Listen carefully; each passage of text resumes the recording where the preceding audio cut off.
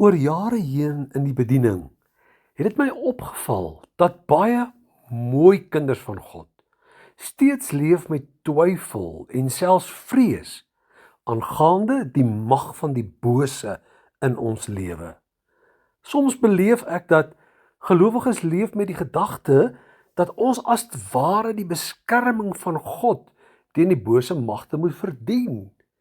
Dit is asof mense soveel krediet aan die mag van Satan en wat hy kan doen gee, dat hulle eintlik leef soos mense wat oorgegee is aan die planne van Satan om ons lewens te bedreig.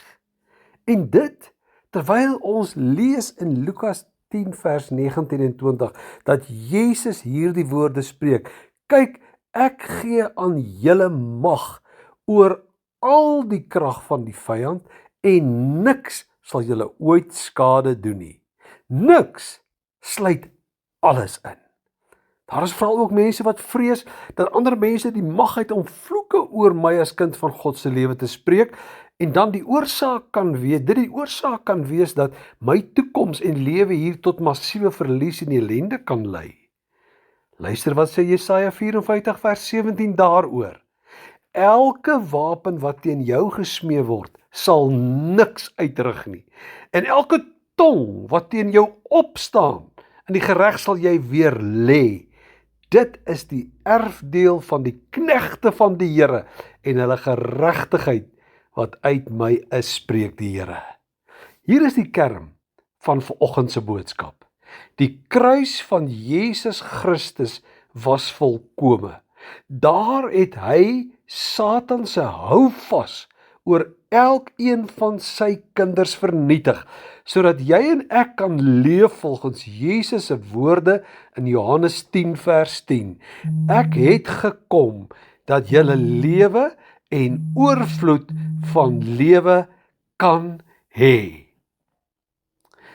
Luister na wat die skrifte ons leer aangaande die beskerming van God. Spreuke 18 vers 10. Die naam van die Here is 'n sterk toring.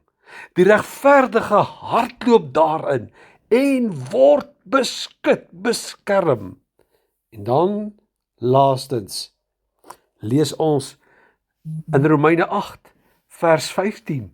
Want julle, dis ons, die kinders van God, het nie ontvang 'n gees van slawerny om weer te vrees nie, maar julle het ontvang die gees van aanneming tot kinders, deur wie ons roep, Abba, Vader.